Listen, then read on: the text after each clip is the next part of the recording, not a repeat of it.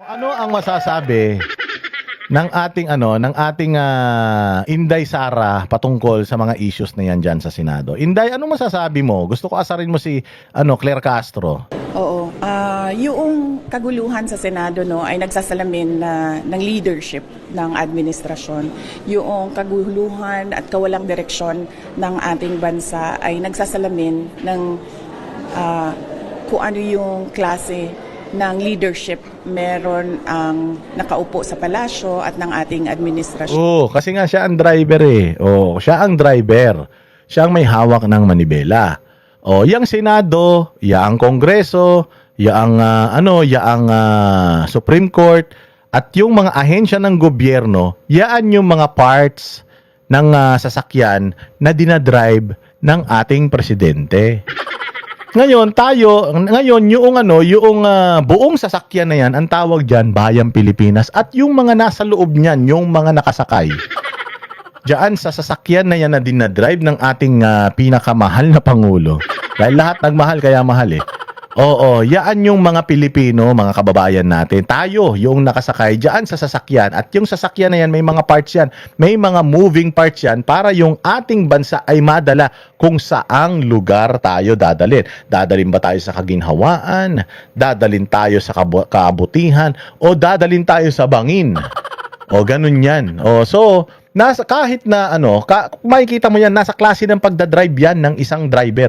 Kung apak ng gasolina yan, mabilis maubos yung gasolina. Tama? Kung apak ng apak, revolusyon ng revolusyon niya. Kung kaka-start pa lang ng makina, pinufloor na kagad yung pedal ng sasakyan, masisira ang makina niyan. Kung cambio ng cambio yan, mali ang cambio niya, masisira ang transmission niyan. So kapag nasira itong mga institusyon na ito sa kagagawan ng tatanga-tanga na driver natin, sa tingin mo yung sasakyan natin na sinasakyan, makakarating yan sa paroroonan. Putang ina niyan, nakahinto yan dyan. It's either sabog yung nagdadrive o lasing yung nagdadrive, kaya hindi na umuusad. Isang tao lang ang may kasalanan kung bakit lugmok na lugmok ang Bayang Pilipinas ngayon. Yung driver ang sisihin ninyo. Tangin na ilang taon na hindi pa tayo nakakarating dun sa magandang paroroonan natin, dun sa field trip natin, pupunta tayo sa beach eh. Hindi pa tayo nakakarating doon. Sinong may kasalanan nun? Yung nakasakay, yung sasakyan, ang may kasalanan yun yung nagdadrive. Kasi siya yung siya yung nagtitimon eh. Walang hiya na yan. So ngayon, kung itong driver na to hindi siya marunong mag-maintain. Drive lang siya ng drive pero hindi siya marunong mag-maintain. Hindi niya chine-check yung gulong, kung merong hangin, hindi niya chine-check yung langis ng sasakyan. 'Di ba? Yung sabi nga nila yung blow, pagka ikaw ay aalis, blow, brakes, lights, ano ba yung O? Basta tapos yung W, yung water, hindi ba? Ganun yun. Check mo lahat yun. Yung ilaw, radiator, i-check mo lahat yun bago kayo umalis. Pero kung siya gamit lang siya ng gamit, di naman siya marunong mag-maintain, di man siya nag-change oil, di man niya chine-check kung flat na pala yung gulong niya, di niya chine-check kung may langis pa ba yung sasakyan niya. Anong mangyayari doon sa sasakyan? Masisira. Ganun ang nangyayari ngayon. Si Bongbong Marcos, drive lang ng drive. Presidente lang siya. Pero chine-check niya ba yung mga ahensya ng gobyerno niya kung gumagana? Hindi. Chine-check niya ba itong mga katulad nito, may pag-aaway dyan sa Senado. Nag-aaway yung dalawang paksyon ng Senado. Meron ba siyang ginawa para pagbatiin niyang mga yan? Hindi. Dinadagdagan niya pa. Sinasabi niya na itong grupo na to ang merong talagang kapangyarihan, itong kabilang grupo wala. So dinivide mo. Ikaw, dapat unifying president ka. Ang dapat na ginagawa mo, Cayetano, Gatchalian, let's sit down. And let's fix this. Kasi yung ginagawa nyo na yan, pati ako apektado. Kung nag-aaway yung dalawang gulong, yung isa pa atras, yung isa pa abante, walang mangyayari sa atin yan. Sira yung natin, axle natin, ibig sabihin. So kailangan ayusin natin yan. Ang sagwan natin, kung nakasakay man tayo sa barko, ang sagwan natin dapat isang direksyon, hindi pa atras at saka pa abante. Mali yun.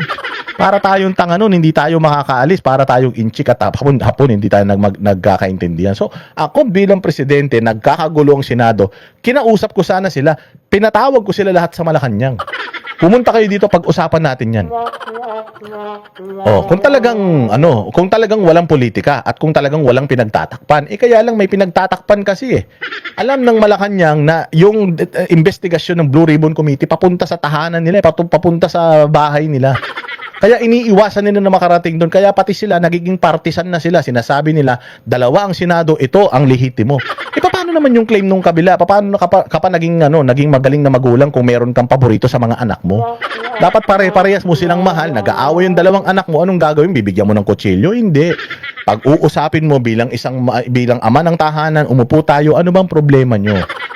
Ano bang gagawin natin dito? Hindi, kailangan ayusin natin to, hindi pwedeng ganito. Kaya yung sinasabi dito ni Inday Sara na lahat ng mga nangyayari na to, isa lang ang may kasalanan, si Bongbong lang. Ngayon, sinasabi nila na, paano mo sasabihin si Bongbong, trabaho nga siya ng trabaho. Yun nga ang masama. Trabaho siya ng trabaho, wala naman siyang nagagawang trabaho.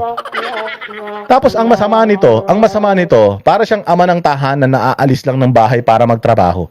Hindi niya man chine-check yung mga anak niya kung okay ba sila, may baon ba sila, enough ba yung kinikita niya, may pambayad ba ng kuryente, may pambayad ba ng tubig, may ulam pa ba mamaya, may baon ba. Basta ang importante, pumapasok siya sa trabaho, sumusweldo siya, kung magkano yung sinusweldo niya, ibibigay niya yon, kulang o hindi, wala siyang pake. Basta nagawa niya yung trabaho niya. Ganun lang naman ginagawa ni Bongbong eh.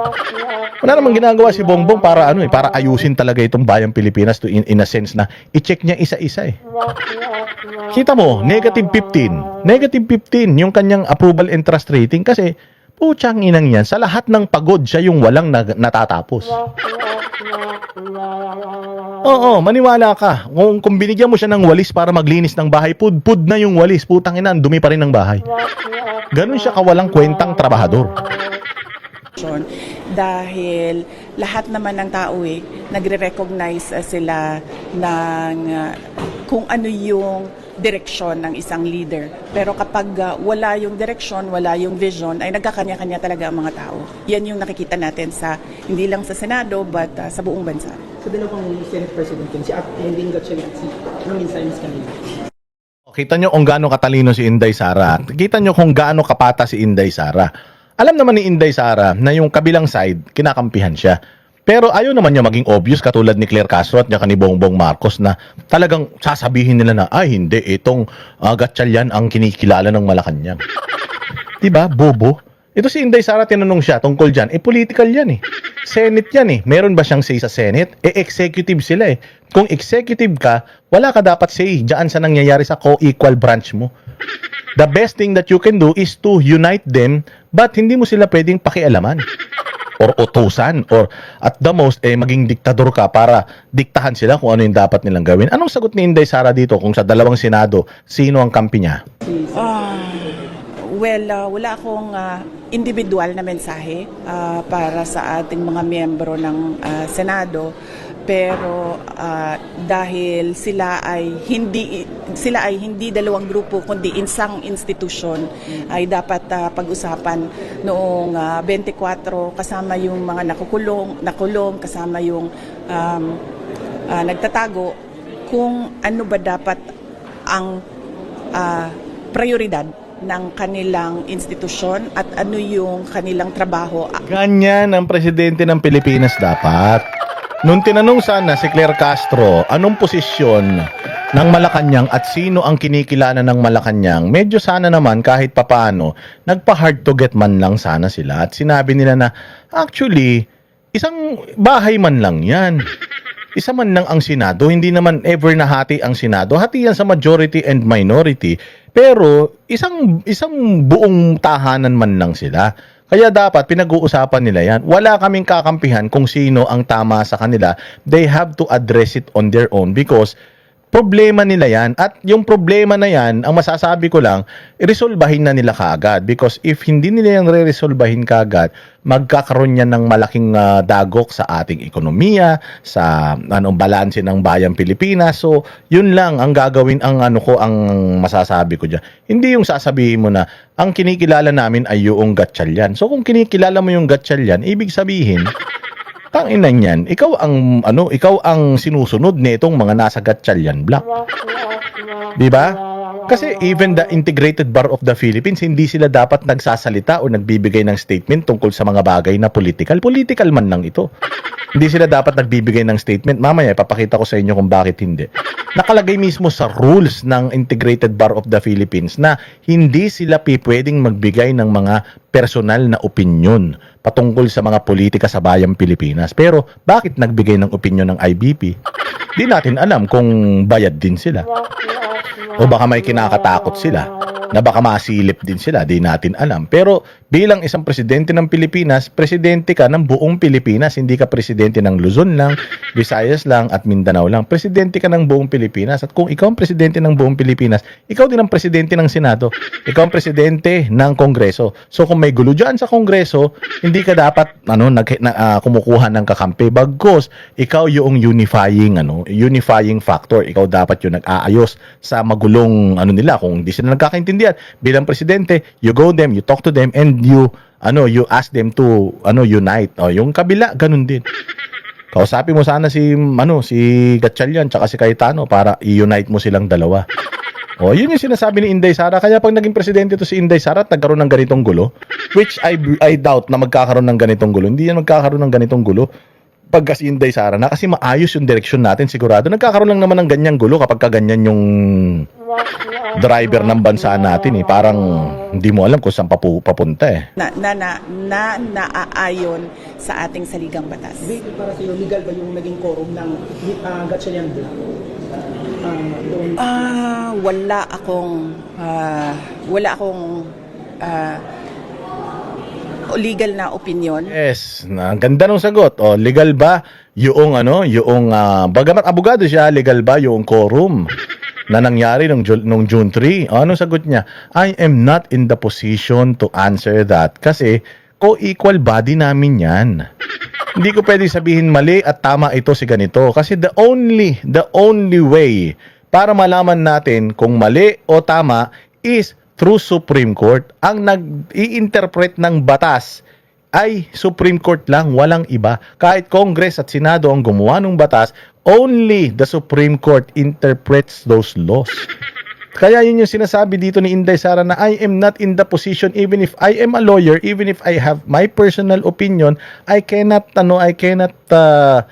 say it kasi nga wala ako sa posisyon. I can just keep it to myself or kwento ko na lang sa mga kaibigan ko. Pero kung maririnig ng taong bayan ito, ayaw ko magbigay ng opinion kasi baka yung opinion ko magdulot pa yan ng confusion. Ang daming nakikinig sa akin, ang daming naniniwala sa akin. 32 million yung bumoto sa akin. So pag nagsalita ako dito, maniniwala lahat yan and ayaw ko nang makadagdag pa yun. They have to fix this, and if the only way para maayos ito is through Supreme Court, gawin na nila. Kanyang kagaling si Inday Sara po, ganyan ba si Bongbong? Hindi. Oo, kumuha lang si Bongbong ng tagapagsalita niya, yung putang ina tanga pa. Sa mga pangyayari, mas mabuti sana kung meron o masasagot ng Korte Suprema kung ano ba talaga ang i-recognize at ano ba dapat ang ways forward ng ating Senado. Di ba? Ganyan sumagot ang mga rightful leader